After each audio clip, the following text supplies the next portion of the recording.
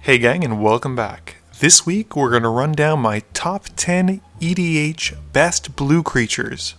Just like in my top 10 best black sorcery spells, these cards are limited to mono blue only. At some point we'll certainly get into multicolored spells, but for now let's stick with mono. First up on the list are my honorable mentions. The first 3 blue creature spells I'd like to talk about are Trinket Mage, Trophy Mage, and Treasure Mage. These 3 costing wizards do a great job of tutoring for powerful artifacts in almost any deck. Trinket Mage is probably the most popular of the 3, as it's able to find Soul Ring, Mana Vault, Mana Crypt, and several other cheap key artifacts. Trophy Mage does a great job of finding Cloudstone Curio and Animar, and Treasure Mage is able to do a great job of finding things like Mindslaver, Darksteel Forge, and Spine of Ish-Sah. My next honorable mention is Glenalendra Archmage. The creature type wizard is pretty ubiquitous in this top 10 list, and Glenalendra Archmage is to no surprise a wizard. The ability to counter a non-creature spell for only 1 blue and have the creature come back with persist is fantastic, but when coupled with a creature like Sage of Fables, which allows you to negate the -1/-1 counter, Glenalendra Archmage can become a real threat if left unchecked. However, what keeps her off this list is the fact that in order to cast her you have to spend 4 mana and still have enough mana to leave up to be able to use her ability. Obviously, she'd be nuts if you could just sacrifice her or counter a spell for free, but the fact that we have to pay the mana each time does kick her out of the top 10 spot. So those are my honorable mentions. Now let's break into the top 10 list. Number 10, Jin-Citaxias, Core Augur. I've often read that if you're paying upwards of 8 mana, the spell that you're resolving should win the game, and Jin-Citaxias does a good job of doing that. Costing 8 colors and 2 blue for a 5/4 isn't very much, but when you look at his abilities, you'll understand why he's made my list. Drawing us 7 cards at the end of turn is fantastic, but what puts this Praetor on my list is the fact that he punishes our opponents as much as he benefits us. It doesn't happen, and quite frankly it's usually in Magical Christmas Land, but I have been on the receiving end of a turn 1 Jin-Citaxias brought onto the field thanks to reanimation shenanigans.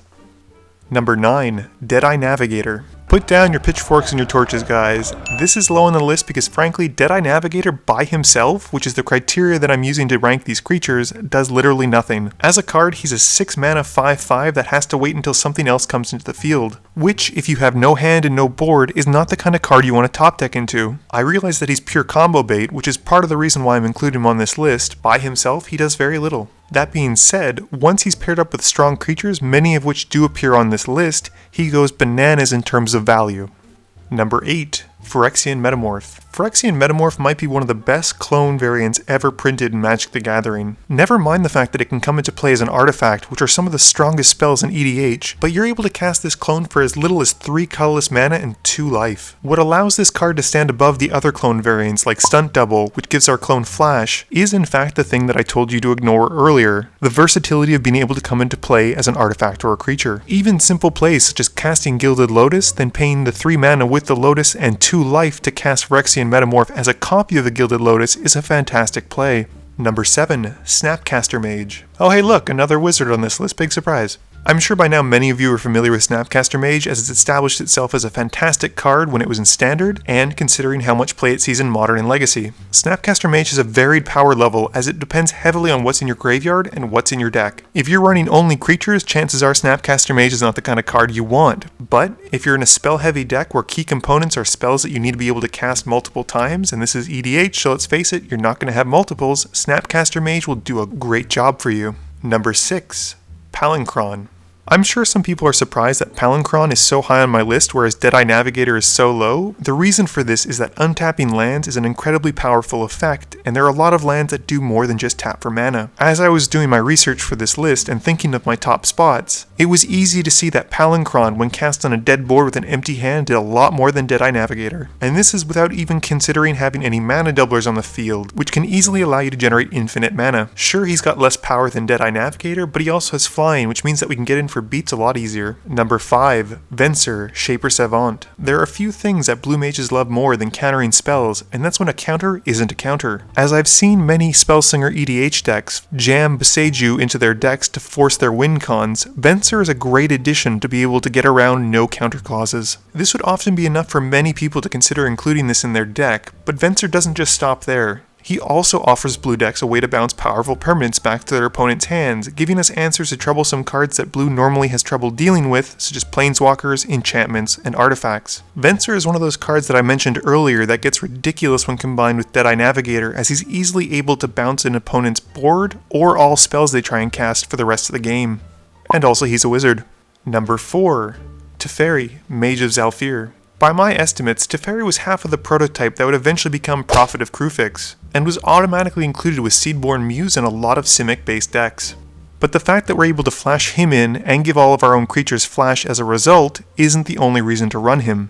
Oftentimes I've seen Teferi come in at the end of a turn just before a player is able to combo off, as his secondary ability, forcing opponents to play at sorcery speed, essentially locks anyone out from interacting. It is very unlikely that you'll ever see a Teferi unless a player is planning to use him as protection before the turn they go off, as he is a huge magnet for removal assuming a player has it on their own turn.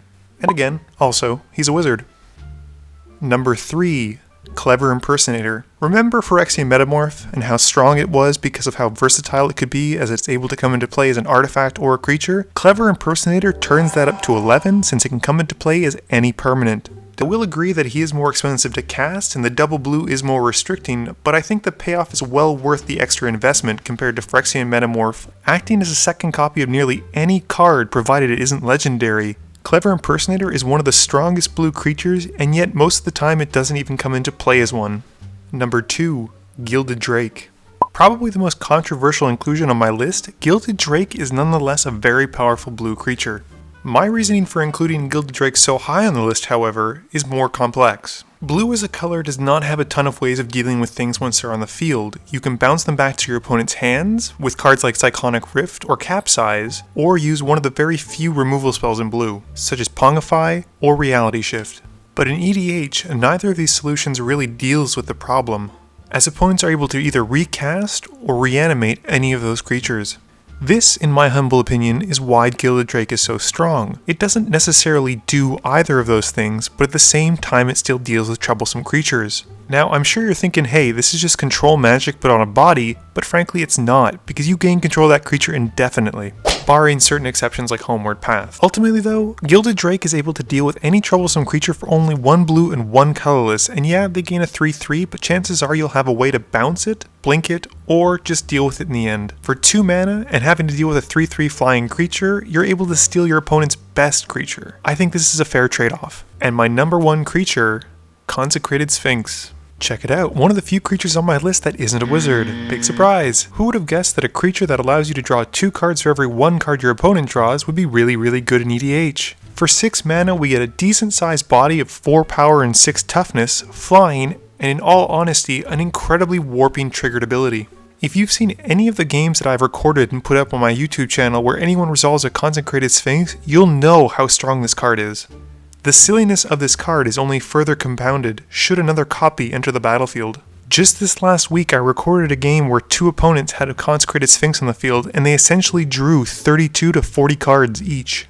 At this point, myself and my other opponent who didn't have the Consecrated Sphinx were essentially locked out of the game due to the sheer resources that these 2 opponents had just gained.